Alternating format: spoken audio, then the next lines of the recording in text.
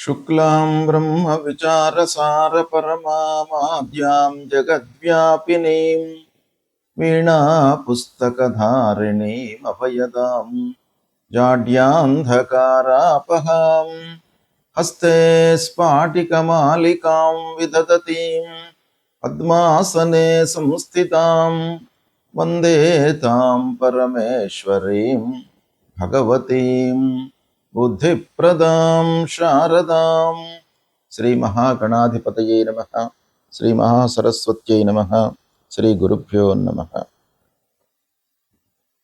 2026వ సంవత్సరం ఏప్రిల్ మాసంలో గ్రహస్థితి ఎలా ఉంది అనే విషయాన్ని మనం చూసినట్టయితే ఈ ఏప్రిల్ మాసంలో సూర్యుడు 11వ తారీఖు వరకు మీనరాశిలో సంచరిస్తున్నాడు.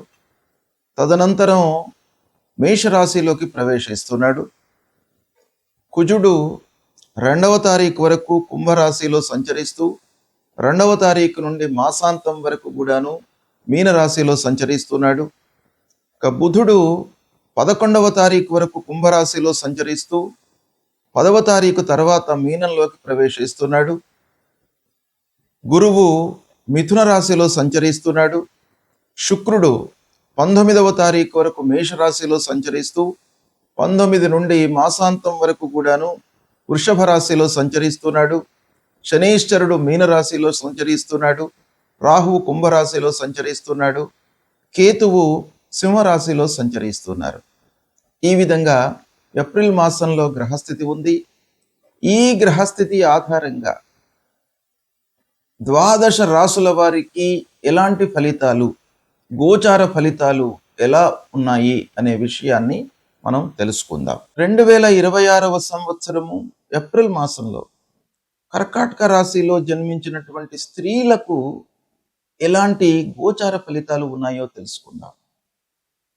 గ్రహస్థితి, స్థానాలు, కారకత్వాలు, రాస్యాధిపతి యొక్క సంచారము, వీటన్నిటిని కూడాను మనం క్రోడీకరించి మనం చూసినట్టయితే స్త్రీల విషయంలో ఈ మాసంలో, ఏప్రిల్ మాసంలో కొంత ఇంటి వాతావరణం కానివ్వండి, లేదా ఎక్స్టర్నల్గా ఉన్నటువంటి స్థితి మూలకంగా కానివ్వండి, కొంత ప్రెషర్ పెరిగేటువంటి అవకాశాలు కనబడుతున్నాయి. కుటుంబంలో చిన్నపాటి విభేదాలు, మనస్పర్ధలకు గురి అవుతారు. భర్తతో, పిల్లలతో, కుటుంబ పెద్దలతో చిన్న చిన్న గొడవలు సంభవించే అవకాశాలు కనబడుతున్నాయి. ఆర్థికంగా కొంత ఇబ్బంది, పనులు అనుకున్నవి చేసేటువంటి సమయంలో మీ చేతిలో డబ్బు లేకపోవడం అనేటువంటిది ప్రధానంగా కనబడుతుంది. కనుక వాటిపై మనస్సు నిలపండి. అనవసరమైనటువంటి ఖర్చులను మీరు కట్ డౌన్ చేసుకోండి. ఖర్చులు పెరుగుతాయి, కానీ కొంత నియంత్రణతో ఉన్నట్టయితే కొంతవరకైనా కూడాను మనం తగ్గించుకునే అవకాశాలు ఉంటాయి. ఆరోగ్య విషయంలో జాగ్రత్తలు తీసుకోండి. పని భారం పెరగడం, ఇంటి లోపల పనులు కానివ్వండి, మిగతా బంధువుల యొక్క కార్యక్రమాలకు హాజరు కావడం మూలకంగా కానివ్వండి, మీరు అలసటకు గురయ్యేటువంటి అవకాశం కనబడుతుంది. పిల్లల విషయంలో మీరు జాగ్రత్తలు తీసుకోండి. చిన్నపాటి ఆందోళనకు గురయ్యే అవకాశాలు ఉన్నాయి.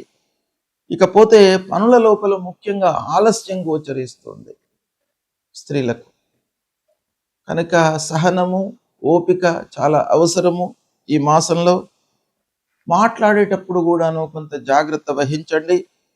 ప్రయాణాలు అనవసరమైనవి అని అనుకున్నప్పుడు మీరు వాటిని వాయిదా వేసుకోండి లేదా నివారించండి. ఇక బంధువులతో మాట్లాడేటప్పుడు కూడాను అపార్థాలు వచ్చే అవకాశాలు ఉన్నాయి కాబట్టి చాలా జాగ్రత్తగా మీరు మాట్లాడండి. ఇక విద్యార్థినులకు, చదువుకునేటువంటి వారికి, కర్కాటక రాశిలో జన్మించినటువంటి వారికి ముఖ్యంగా కొంత మీరు ఎఫర్ట్స్ పెట్టవలసినటువంటి సమయం. శ్రద్ధతో, ఏకాగ్రతతో మీరు చదవాలి. కొంత మీకు ఈ ఏప్రిల్ మాసము చాలా టర్నింగ్ అన్నమాట ఈ కర్కాటక రాశిలో జన్మించినటువంటి విద్యార్థులకు. గనక ఓపికతో ఉన్నట్టయితే ఓవరాల్గా మీకు మిశ్రమ ఫలితాలు ఈ మాసంలో గోచరిస్తున్నాయి. మీ ఏకాగ్రత, మీ ఎఫర్ట్సే ఇక్కడ ప్రధానంగా ఈ ఏప్రిల్ మాసంలో ఉంటాయి కాబట్టి మీరు ఎఫర్ట్స్ పెట్టండి. మంచి పనులను చేయడానికి ప్రయత్నాలు చేయండి, సత్ఫలితాలను పొందుతారు. గ్రహస్థితి ప్రతికూలంగా ఉన్నప్పుడు మనము చేయవలసినటువంటి కర్తవ్యాలు ప్రముఖంగా శాస్త్రంలో చెప్పబడి ఉన్నాయి. వాటిని మనము పాటించినట్టయితే ఆ గ్రహాల యొక్క అనుకూలత, అనుగ్రహము లభిస్తుంది. మరి ఏం చేయాలి మనము అనంటే, ముఖ్యంగా ఆరోగ్యపరమైనటువంటి విషయాలపై సూర్యుడి యొక్క సంచారం ప్రభావాన్ని చూపిస్తుంది. కనుక ఆరోగ్యము కొంత ఇబ్బందికరంగా ఉన్నప్పుడు, అనవసరమైనటువంటి ఆలోచనలతో మనము సతమతమవుతున్నప్పుడు సూర్యనారాయణుణ్ణి మనము పూజించడము చాలా ముఖ్యం. అంటే సూర్యుడు నమస్కార ప్రియుడు. కనుక మనం చేయవలసింది ఏంటంటే, ప్రతినిత్యం కూడాను ఉదయాన్నే స్నానం చేసి కొద్దిగా ఎండలోకి వచ్చి సూర్యుడికి 12 వారము అనంటే 12 సార్లు మీరు సూర్యుడికి నమస్కారం చేసుకోండి. సూర్యుడికి నమస్కారం చేస్తూ భూమికి కూడాను నమస్కారం చేయండి. తద్వారా సూర్యనారాయణుడి యొక్క అనుగ్రహము లభిస్తుంది. అప్పుడు మీకు ఆరోగ్య సమస్యలు లేకుండా చూస్తాడు, మిమ్మల్ని కాపాడుతాడు. ఆదిత్య హృదయము పారాయణం చేసుకోండి.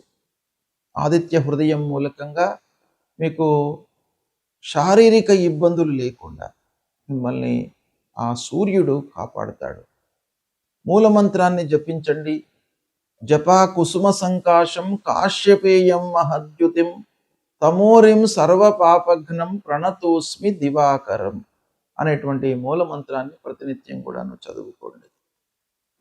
ఇక అంగారకుడు, కుజుడు కూడాను ప్రధానమైనటువంటి గ్రహము. తొందరగా మనను రియాక్ట్ చేసేటువంటి గ్రహం. అనవసరమైనటువంటి విషయాల లోపల కూడాను మనను ఇన్వాల్వ్ చేసి ఆ పనులలో మనను నిమగ్నమయ్యి అనవసరమైనటువంటి ఇబ్బందులను మనకు కలిగించేటువంటి గ్రహము కుజుడు. ప్రతికూలంగా ఉన్నప్పుడు మీరు సుబ్రహ్మణ్య స్వామి దేవాలయానికి వెళ్ళడము, సుబ్రహ్మణ్యాష్టకము చదువుకోవడము.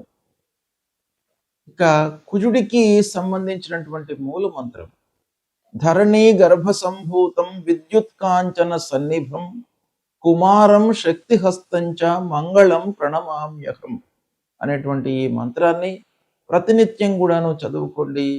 అంగారకుడు మీకు అనుగ్రహించి అనుకూలమైనటువంటి ఫలితాలను ఇస్తాడు. ఇక బుధుడు వ్యాపారము, మన బుద్ధి, ఆలోచన, సరి అయినటువంటి నిర్ణయాలు తీసుకోవడం పైన బుధుడి యొక్క అనుకూలత చాలా అవసరం. కనుక ఆ బుధుడిని అనుగ్రహము కొరకై విష్ణుమూర్తిని స్మరించండి. విష్ణు సహస్రనామ పారాయణం చేసుకోండి ప్రతినిత్యం కూడాను. ఇకపోతే గురువు ప్రధానమైనటువంటి గ్రహము. గురు ప్రతికూలంగా ఉన్నప్పుడు సద్గురువులను సందర్శించుకోండి. దక్షిణామూర్తి స్తోత్ర పారాయణాన్ని చేయండి. దత్తాత్రేయ స్వామి దేవాలయానికి వెళ్ళండి. దేవానాంచ ఋషీణాంచ గురుం కాంచన సన్నిభం వందనీయం త్రిలోకానాం తం నమామి బృహస్పతిం అనేటువంటి మూల మంత్రాన్ని ప్రతినిత్యం కూడాను చదువుకోండి. ఆ గురువు యొక్క అనుగ్రహము మీకు లభిస్తుంది. అదేవిధంగా శుక్రుడు మనకు అన్ని విధాలుగా సంతోషాన్ని కలిగించేటువంటి గ్రహం. కాబట్టి ఆ శుక్రుడి యొక్క అనుగ్రహం కొరకు మీరు ఏం చేయాలి? మహాలక్ష్మి అష్టకాన్ని ప్రతినిత్యం కూడాను చదువుకోండి. తద్వారా శుక్రుడి యొక్క అనుగ్రహం లభిస్తుంది. శని ప్రతికూలంగా ఉన్నప్పుడు హనుమాన్ చాలీసా పారాయణం చేసుకోండి. ఆంజనేయ స్వామి దేవాలయానికి వెళ్ళండి. నీలాంజన సమాభాసం రవిపుత్రం యమాగ్రజం ఛాయా మార్తాండ సంభూతం తం నమామి శనైశ్చరం అనేటువంటి మూలమంత్రాన్ని చదువుకోండి.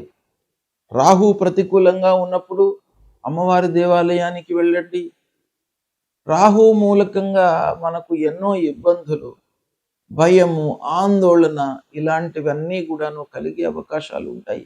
ఛాయాగ్రహము మనిషి కంటే కూడాను ఛాయ అనేటువంటిదే చాలా మనకు ప్రధానంగా మనను ఇబ్బంది పెట్టేటువంటి గ్రహము కనుక అమ్మవారిని దర్శించుకోండి. అర్ధకాయం మహావీర్యం చంద్రాదిత్య విమర్దనం సింహికా గర్భ సంభూతం తం రాహుం ప్రణమామ్యహం అనేటువంటి మంత్రాన్ని ప్రతినిత్యం చదువుకోండి. ఇక కేతువు మీకు ప్రతి విషయం లోపల కూడాను ఒక విరక్తి భావనను కలిగించేటువంటి గ్రహము. ప్రతికూలంగా ఉన్నప్పుడు తప్పకుండా మీ లోపల వైరాగ్యాన్ని ఇస్తాడు. అంటే ఆ పని పైన మీకు అశ్రద్ధను కలిగిస్తాడు.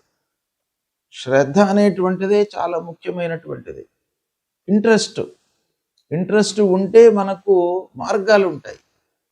కాబట్టి ఆ కేతువును మీరు అనుకూలం చేసుకోవడానికై గణపతిని స్మరించండి. గణపతి దేవాలయానికి వెళ్ళండి. ఫలాశ పుష్ప సంకాశం తారకా గ్రహమస్తకం రౌద్రం రుద్రాత్మకం ఘోరం తం కేతుం ప్రణమామ్యహం అనేటువంటి మూల మంత్రాన్ని జపించండి. మీకు తప్పకుండా ఈ గ్రహాలకు సంబంధించినటువంటి దుష్ప్రభావము దూరమవుతుంది. ఆ భగవంతుడి యొక్క అనుగ్రహం లభిస్తుంది. భగవంతుణ్ణి నమ్ముకోండి. మీపై మీ విశ్వాసాన్ని పెంచుకోండి. అంటే ఆత్మవిశ్వాసాన్ని పెంచుకోండి, పరమాత్మను కొలవండి. తప్పకుండా మీకు శుభ ఫలితాలు కలుగుతాయి. శుభం.